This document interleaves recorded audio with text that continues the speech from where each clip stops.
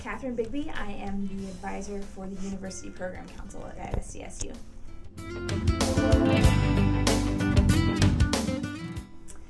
I did my undergraduate work at Texas A&M University, and I graduated with a Bachelor of Arts degree in mathematics. I completed my graduate work also at Texas A&M. I got a master's in educational administration, specializing in student affairs administration.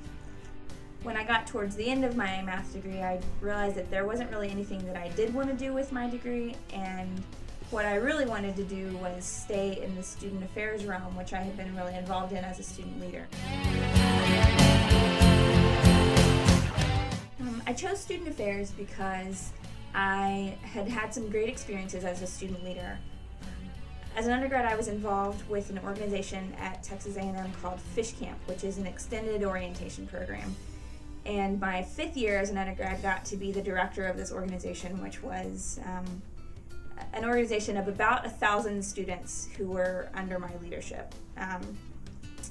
That experience and getting to work closely with my advisors really gave me a good sense for what they did, and I hadn't really thought about student affairs as a profession until that experience, and really felt like it melded together a lot of the things that I really loved, like the experience of learning and the opportunity to impact people at a really critical point in their lives. So that's why I made the decision to go to grad school in student affairs, and I'm really happy that I did.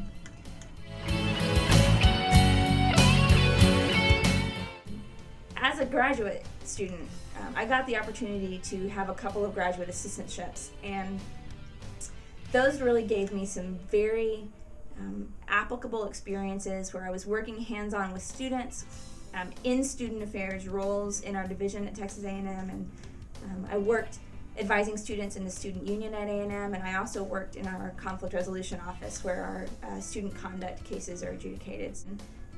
I think what most college graduates or people who are searching for a job, one of their biggest downfalls is not being able to look at what they've done and pull out those big skill sets that they've learned while they've been in those positions. And I think if I had anything to do differently about my undergraduate experience, I probably would take the chance to study abroad. But I feel like, particularly for students who don't have the opportunity to travel with their families or as part of another school trip, studying abroad can provide a very valuable lens to the world, because I think that regardless of what your position is in the workforce today, our world is becoming more and more global, and you have to be able to communicate on a level that's bigger than just what you've grown up with. And you have to be fluent in, and I don't mean in another language, but in understanding someone else's culture and being able to understand their experiences and to really get a good perspective from where they're coming from. I think that the focus on strengths is so valuable because so many people focus on what they're not good at and trying to compensate for that they forget to build up the areas that they're naturally strong in. So for me, that was a concept that was introduced very early on in my college career, and I got to build on that a lot. In an interview process, it just translates so well because the language of the Strengths Quest world is such that you may not be able to use those exact words for employers that aren't familiar with the Strengths Quest world, but you can translate those into words that do make sense to them. Like, you can talk about how, for instance, my number one strength is what Strengths Quest calls strategic, but I could translate that for employers into, I could tell them how good I was at seeing a lot of different angles of a problem. When I started my job search, I really tried not to limit myself to what kind of job I was applying for or where in the country I would go. But I really knew that I wanted to just kind of cast my net really wide and not limit myself and just go for whatever came my way. And I did. I applied for positions that looked like they would be interesting. As far as weather was concerned, that was a big deal with moving to South Dakota. But I just kind of got it in my mind that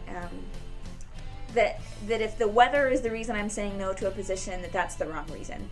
Because if it's the right position and it's the right people, then I can put up with any kind of weather. And you know what? It just wasn't as bad as I thought it was going to be. So that was a pleasant surprise.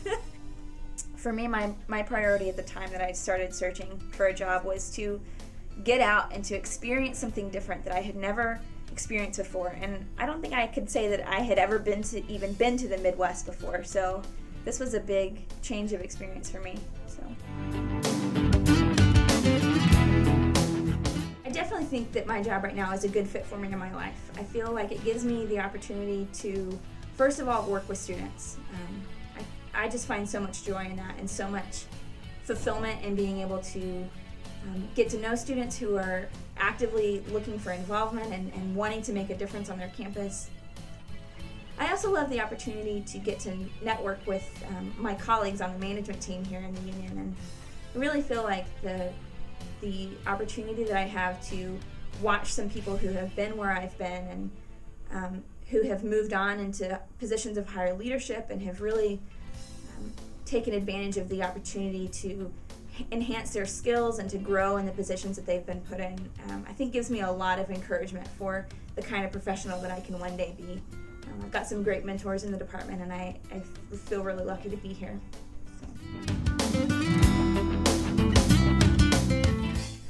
I guess some tips for starting out is put your resume together and then get a lot of people to look at it. Give it to all sorts of people. Give it to people who you trust, like your family members, but also give it to people who you know are hiring people in their own positions and see a lot of resumes as it is. Give it to people who are in lots of different sectors. So private sector, public sector, look for government, look for just anyone who can give you a different perspective on your resume. I think as many voices as you can hear, the better.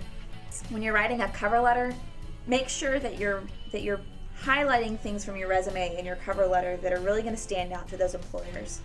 Read the job description of the position you're applying for.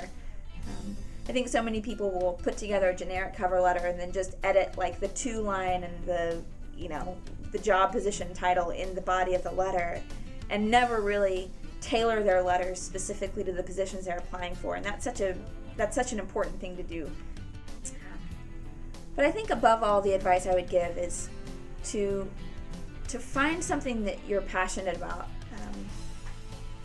That may be hard to do at first, because at first it's kind of like you get this nervous feeling like I'm never going to find a job, so I just need to find anything.